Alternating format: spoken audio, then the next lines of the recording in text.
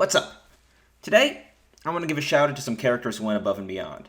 Characters in film and TV who nobody expected anything from, who belonged to an often ignored and maligned class, but who nonetheless gave it their all and succeeded beyond what anyone expected of them. I'm going to make a numbered list of the top 5 generic henchmen who did a surprisingly good job. Henchmen, minions, goons, mooks, call them what you want. They're the interchangeable, replaceable nobodies who work for the big bad guy, and it's their job to get their asses handed to them by the hero en masse so we can know what a badass dude the hero is. Whether they're getting punched out, kicked, shot, stabbed, impaled with a lightsaber, run over, they live a sad existence. But now and then, in exceptionally rare cases, one of them can stand out. One of them can rise above and give the hero a surprisingly good fight. I'm ranking these guys today. First, a clarification.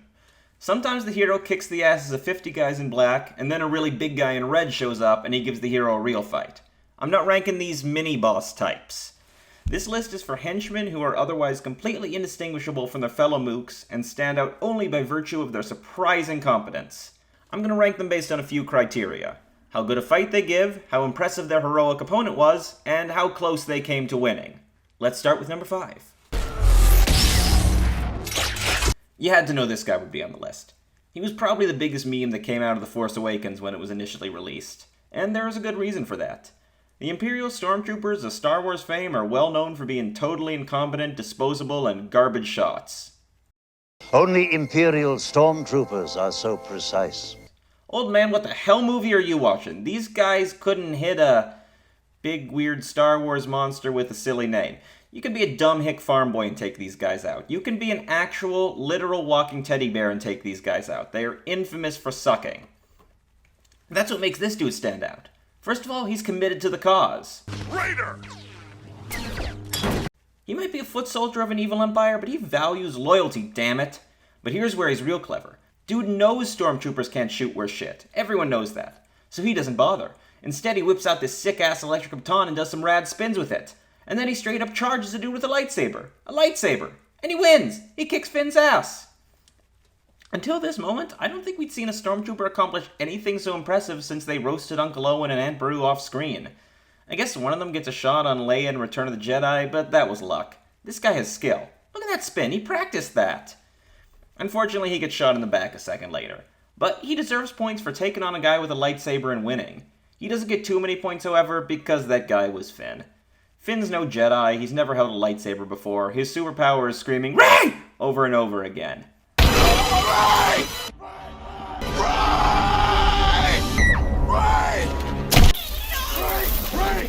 Rey, I never told you Rey! What? Rey! Rey, come on!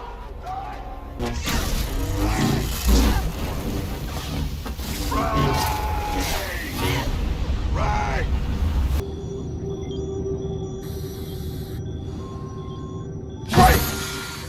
This trooper was impressive, but let's be real. He wouldn't have lasted a minute against a proper Jedi. But he gets points for trying. Good for him. Normally, I am not in the business of awarding accolades to Nazis. But this man deserves some respect for his performance, if not for his ideology. This guy steps up to the plate after Indy steals the truck where the bad guys have stowed the Ark of the Covenant. He and his squad are in the back of the truck, and once Indy has knocked all the other Nazi cars off the road, this dude orders his men to climb around the side of the truck to the cabin and take Indy out. And since they're disposable goons, they get wrecked. Okay, this one actually manages to shoot Indy in the arm, but he doesn't last long after that. But then our man realizes that if you want to do something right, you gotta do it yourself. He doesn't do the stupid thing that the other guys did where they climb around the side of the truck and make it easy for Indy to knock them off. No, he climbs on the top, where Indy can't see him in the mirrors and he can't be easily shaken.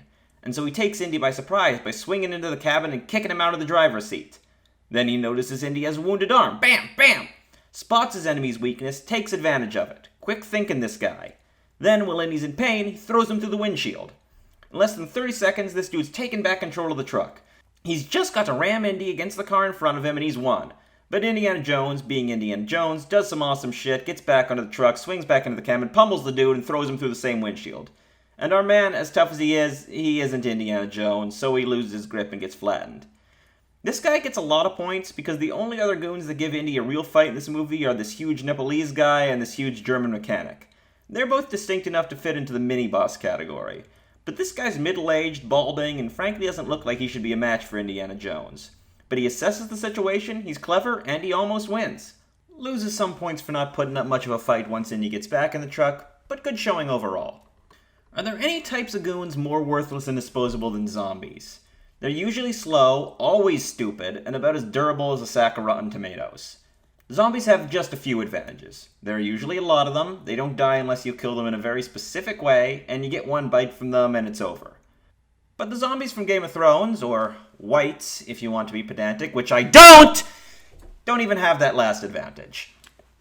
They do know how to use weapons though, which makes them a touch more dangerous than your average zombie, but only just. With that said, let's assess this charming fellow here. Unlike everyone else on this list, he has a name, courtesy of Sandor Clegane. Dumb cunt. But dumb cunt proves himself to be anything but dumb. In fact, this guy is pretty much unquestionably the MVP of the Night King's army. Here's the setup. Jon Snow and friends are on a poorly thought out and poorly written adventure to the lands beyond the wall to capture a zombie. This immediately goes as wrong as anyone with a brain could tell it was going to, and they end up pursued by the entire army of the dead and take refuge on an island in the middle of a frozen lake. The zombies try to chase them, but they break through the ice. So it's a standoff for an uncertain amount of time as the dead surround the lake and our heroes wait for Daenerys and her dragons to save them. Then the Hound gets bored and starts throwing rocks at the zombies, and he knocks Dumb Cunt's lower jaw off.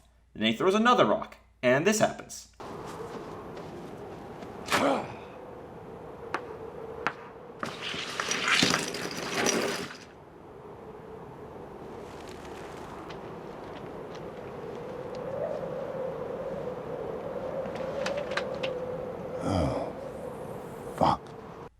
Now, those are some solid observational skills that zombies rarely demonstrate. What's more, look at that initiative he shows. He observes that the ice might be solid enough to walk on, and rather than passing this information up the line and letting one of his supervisors take credit for it, he walks out on that ice by himself. That's the sort of attitude that gets you promoted. And like a true leader, he inspires others to follow him, and his observation is proven right. The ice is thick enough to walk on, and it's time to kill some warmbloods. But of course, since he's first across the ice, he's the first to walk right into the Hound's warhammer.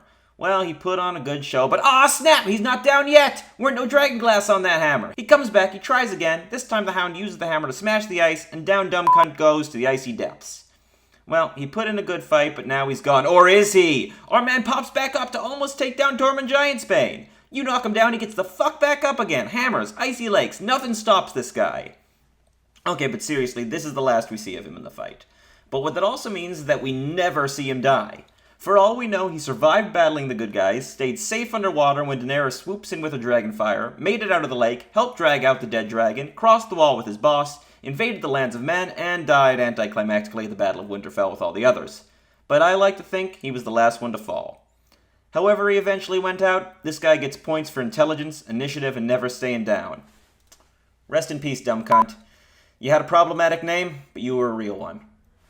Speaking of guys who just don't back down, this guy. Yeah, this creepy dude with the baby head on the back of his mask from Mad Max Fury Road.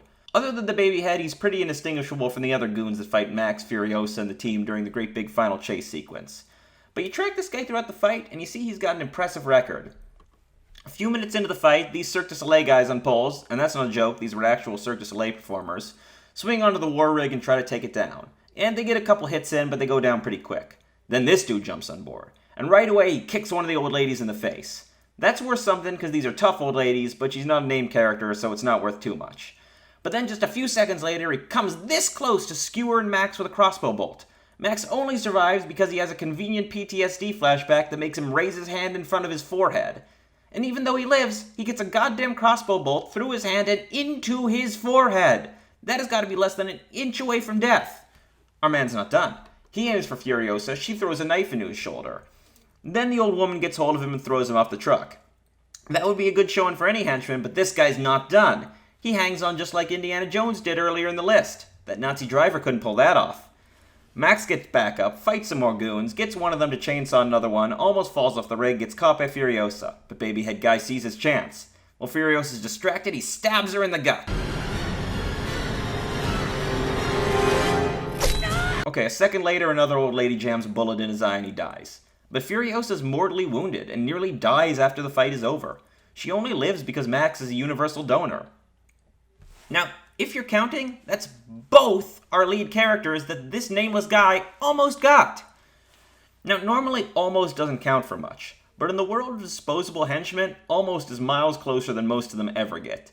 He did more damage to our main characters than any of the main bad guys did. That's gotta give him points in Valhalla. You know, if Valhalla wasn't just something Joe stole from Norse mythology to keep his brain-dead minions motivated. And that brings us to my number 1 pick. If I were to ask you which of Batman's foes is a match for him in a one-on-one fist fight, who would you say? Well, Bane, definitely. Killer Croc, Clayface, sure. Ra's al Ghul on a good day can bust out some moves. But would you say this one random guy who looks like Ray Charles comes out of nowhere and hands Batman's ass to him on a plate? You would if you saw the 1989 Batman, because that's exactly what this dude does. So Batman's chasing the Joker up a bell tower, and once he gets to the top, first out of the gate is this guy.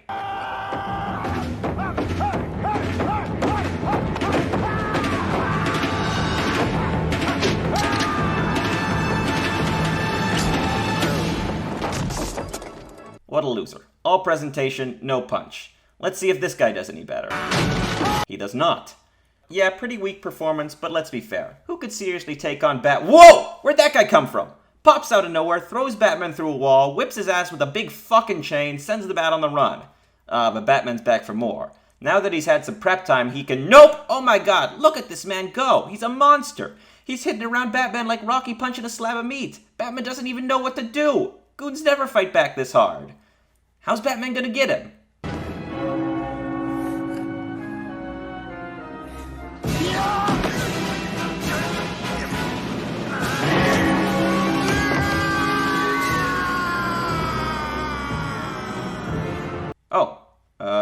Like that, I guess. Let the record show, folks, that Batman straight up could not take this guy in a straight fight. Had to resort to the old surprise, upside down, leg grab, bell bash. That'll stand by. This guy wins easily because he almost beat Batman, people. Batman. This guy is a legend. Let's learn some more about him. He was played by Clive Curtis, who's been doing stunt work all the way from the 70s to today. That's almost 50 years of stunts. Give the man a hand, folks. Really though, I can't think of anyone in the movies other than Bane who's kicked Batman's ass this hard. Might be Batman's second greatest cinematic ass whooping. If there were Goon of the Year awards, this guy would undoubtedly take a posthumous prize. In conclusion, there's no bigger point to this one. I just thought this would be fun. But really, let me know in the comments if I missed any. Are there any other henchmen that did a surprisingly good job that you can remember? Let me know. I want to know. In the meantime, like, comment, subscribe, hit the bell, and I'll see you next time.